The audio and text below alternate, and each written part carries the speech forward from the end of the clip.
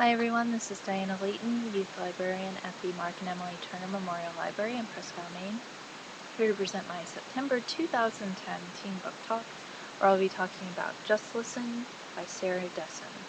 This is the first Sarah Dessen book that I've read, and her books are really popular with a lot of our teens and young adults.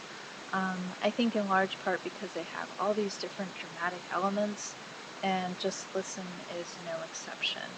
As we start the book, we're introduced to Annabelle, who does some modeling and is actually the star of a commercial for the local department store where she plays the girl who has it all. Good grades, lots of friends. Pretty sure she becomes the prom queen, and it really just rounds out this ideal school year. Annabelle, on the other hand, is not having the ideal school year.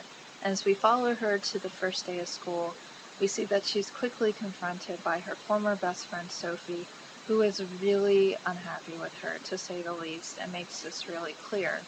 What's not so clear is why Sophie is so angry with her. And that's sort of the big mystery of the book. But needless to say, Annabelle doesn't have her former best friend Sophie. She doesn't even have her former best friend Clark. She doesn't really have many friends at all, and it's a really socially isolating situation. Then she goes home, and things aren't really that much different than from school. Her mother grapples with depression, something that seems to have really developed after her mother's death that occurred recently. And Annabelle has two older sisters. All the girls are involved in modeling in some way. Kirsten, the oldest sister, has left home to pursue modeling and hasn't done so well and is looking at a few different options. And then the middle sister, Whitney, has also left home and actually lives with Kirsten and is doing better. But early in the book, we see that over a course of a few months that Whitney is developing an eating disorder. And there's some arguments and episodes of denial, and things finally kind of come to a head when Whitney comes home for the holidays and actually collapses in the bathroom. Annabelle discovers her just completely emaciated on the floor, and now the family is really forced to deal with this issue and face this crisis, which is what it is. So man, it's pretty rough. But at least at school, Annabelle just kind of floats along on the fringes of, the school social circle. And on those fringes, she meets Owen, who is this tall, imposing character. He's that guy at school that has all the rumors about he got in this fight and he got kicked out of this place and oh, did you hear?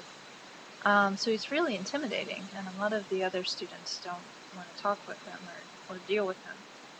But over, through some different episodes, Annabelle actually does begin forming a friendship with Owen, and sees that he's actually gone through anger management. And there's two big components of this. One component is his passionate love of music. Music that you might not think he would listen to, but that he's really into. He has a local radio show. He's just really into it. The other part of Owen is that he's really honest with himself and with others because he doesn't want to explode. He doesn't want to hold anything in. He wants to get his feelings out in a really healthy way. Annabelle is not that person. She isn't always sure how to get her feelings out, and Owen really confronts her on this. And Annabelle has to basically say, look, I'm not a liar, I just don't know how to get my true self out.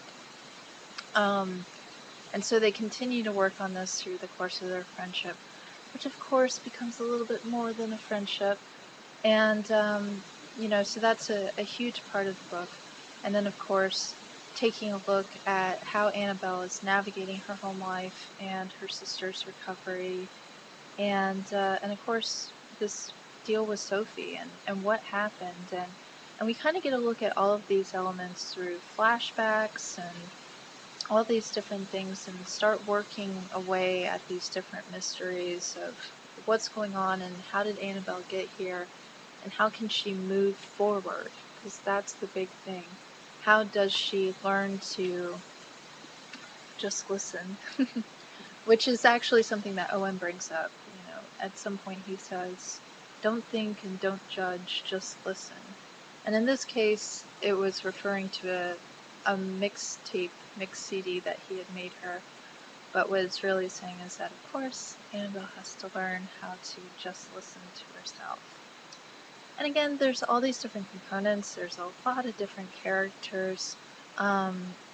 Characters that you may meet and want to know more about in situations that you're like, whoa, wait, what's going on here? And I think that's really just to emphasize where Annabelle's at and the fact that there is all of these different things going on and she doesn't really know everything about everybody in all these different situations. And at times it can be sort of overwhelming, but it just goes to show who Annabelle is and how she navigates this. And during that time, it's still a pretty compelling story. And from what I've heard from most readers, they tend to read through this book pretty quickly in a matter of hours or days. So yeah. And of course, as I mentioned, Sarah Dessen has a number of other books.